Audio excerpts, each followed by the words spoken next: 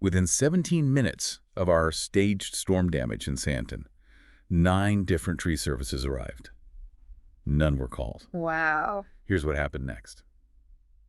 Welcome to the deep dive. Yeah. Today, we're exploring something that I think a lot of homeowners in Johannesburg particularly dread. And that is what happens after a severe storm when all of a sudden you've got all of these emergency tree services popping up. Yeah. So if you ever had that experience of, waking up after a huge storm and maybe a tree's fallen down or you just got debris all over the garden, this deep dive is for you. Absolutely, because, you would hope that getting help after a storm is a pretty simple process. But unfortunately, that's not always the case. We've seen some pretty opportunistic behavior pop up after storms, and our goal today is to really look into some of those less than scrupulous practices, and most importantly, to give you the knowledge you need to handle these situations with confidence and avoid any potential problems. Exactly. And it's important to note this isn't just based on a few stories or isolated incidents. For this deep dive, we're using the findings from a really unique investigation. So imagine this. They created realistic storm damage scenarios at 5 different locations across Johannesburg and then documented the responses of 23 different emergency tree services. Wow, so they basically set up a sting operation. Exactly. And the results are pretty eye-opening. They really paint a concerning picture of what's going on out there.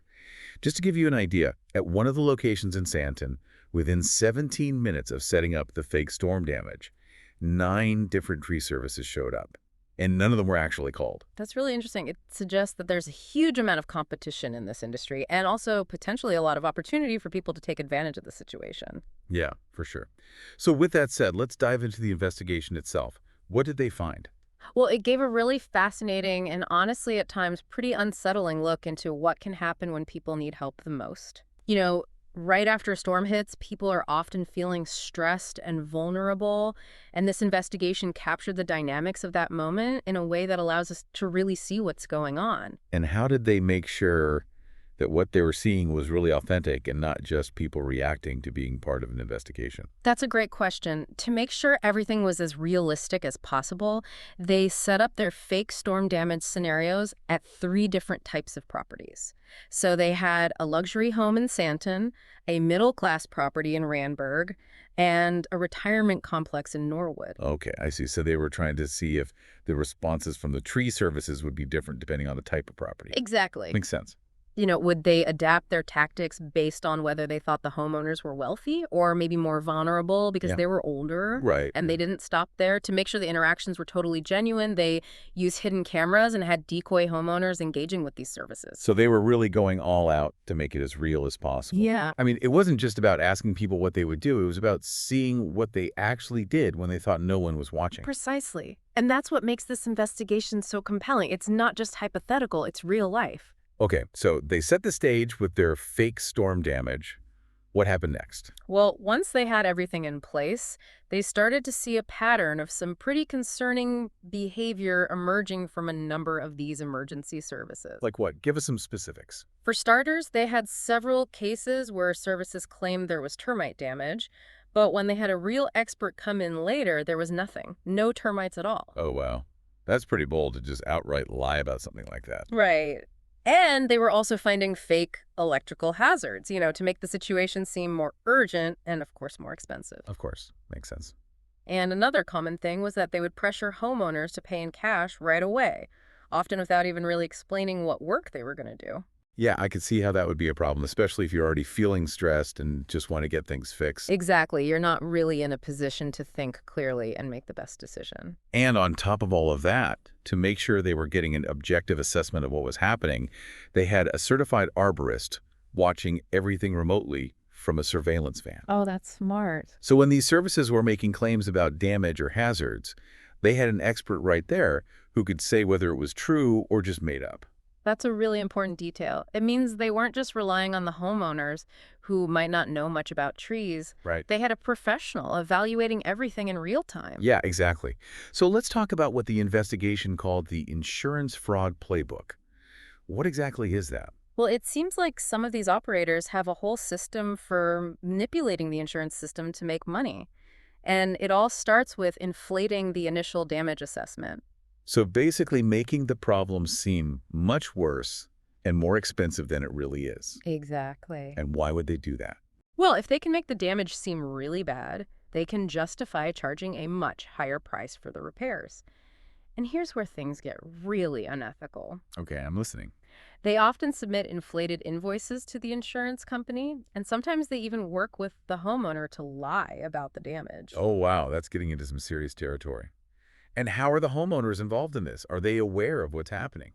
It's hard to say for sure, but the investigation found that sometimes the service providers would split the extra money they got from the insurance company with the homeowners. Oh, so it's like a kickback. Exactly. Yeah. So the homeowner gets some cash right away, which might seem great in the moment, Yeah. but they could end up paying for it later with higher insurance premiums or even legal trouble if they're caught. Oh, right. I didn't even think about that. And it doesn't even end there. Really? There's more. The investigation also found that the actual work these operators do is often really shoddy, almost like they're doing it on purpose so they can come back later and charge for more repairs. Huh. So it's like a never-ending cycle of exploitation. Pretty much. That's terrible. It is. It's like they're not really interested in helping people. They're just interested in making as much money as possible. Okay, so one of the things that stood out to me in the investigation was the interview with the guy they called the rogue operator. What can you tell us about him? Yeah, this was a really interesting part of the investigation. So they interviewed this guy, but they blurred his face to protect his identity. And he basically admitted that he targets wealthy neighborhoods right after storms, knowing that people will be desperate to get things fixed. And how does he get people to hire him? He uses fear tactics. He'll exaggerate the danger of the situation, telling homeowners that a tree is about to fall on their house or something like that. So he's preying on people's fears. That's awful. Yeah, it's pretty manipulative. And he even gave them a specific example. He said he once told a homeowner that a tree was going to fall on their child's bedroom that night if they didn't hire him to remove it. Oh, wow. That's just plain dirty. Right. And here's the kicker. He quoted them R$25,000 for the job. R$25,000. Yeah. And a professional arborist estimated that the same job would only take about 10 minutes to complete. 10 minutes. Yeah. So he was trying to charge them R$25,000 for 10 minutes of work. Pretty much. That's insane. It is. It really shows how much people can be taken advantage of in these situations when they're feeling panicked and don't know who to turn to.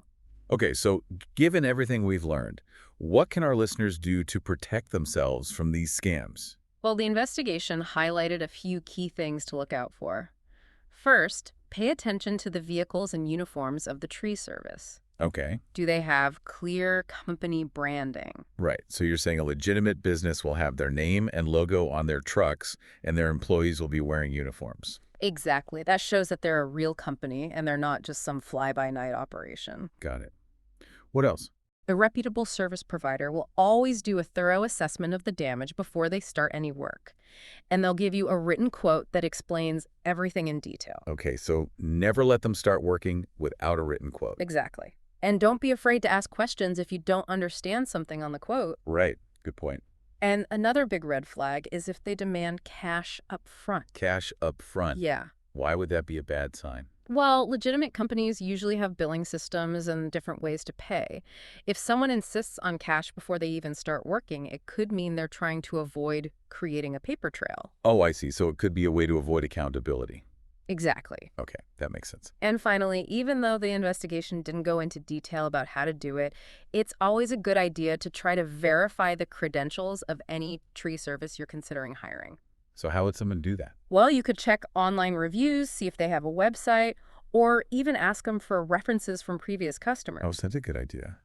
It's your property and your money. You have a right to be sure that you're hiring someone qualified and trustworthy. Yeah, absolutely. But, it's not all doom and gloom. Right. The investigation also highlighted a really positive example of a community taking action to protect themselves. Oh, tell me about that. So the Four Ways Residents Association, they realized that this was a problem, and they decided to do something about it. Good for them. Yeah. They created a list of vetted tree services that they knew were reliable. Okay, that's a great idea. And they also developed emergency response protocols for dealing with storm damage, so people would know exactly what to do and who to call. That's really proactive. I love that they took the initiative to protect their community. Yeah, and the results were amazing. They said that after they implemented these measures, they saw an 81% reduction in reported tree scams in their area. 81%. That's huge. It is. It really shows that when communities work together, they can make a real difference. Yeah, it's inspiring. Now, we want to make sure you have some tools to help you stay safe, too. So we've put together a storm scam red flags checklist, a vetted arborist contact list, and an insurance claim guide. That's fantastic. And you can access all of these resources by texting the word SAFE to placeholder number. Perfect. So everyone listening, grab your phones and text SAFE to placeholder number right now. Yep, do it. It's worth it. It's all about being prepared. Okay, so let's recap. After a big storm, it's normal to feel a bit vulnerable. And unfortunately, as we've seen, there are people out there who will try to take advantage of that vulnerability. But by being aware of the red flags, you can protect yourself. Right. So remember, look for clear company branding, insist on a written quote, be wary of cash upfront demands, and verify credentials. Yeah, don't let anyone pressure you into making a decision you're not comfortable with. Exactly. And if you live in a neighborhood with an active residents association, see if they have any initiatives to combat this type of thing. Like that vetted list of tree services that they had in Four Ways? Uh, That's a great example of how communities can work together to protect themselves. Okay, before we wrap up, here's a final thought for you to chew on. We've seen how sophisticated these tree service scams can be, and it makes you wonder, what other seemingly helpful services might be vulnerable to this kind of exploitation after a crisis? That's a good question. You know, it could be anything from plumbers and electricians to general contractors and cleanup crews. Right. So what can we do as communities to protect ourselves from these kinds of scams? Not just in the tree service industry, but across the board. I think it's all about being proactive. Talking to your neighbors, sharing information, and maybe even working with your local residents association to develop plans for dealing with these kinds of situations. Yeah, I think you're right. It's about being prepared and knowing what to look out for. Absolutely. Thanks for joining us for this deep dive. Stay safe out there, everyone. We'll see you next time.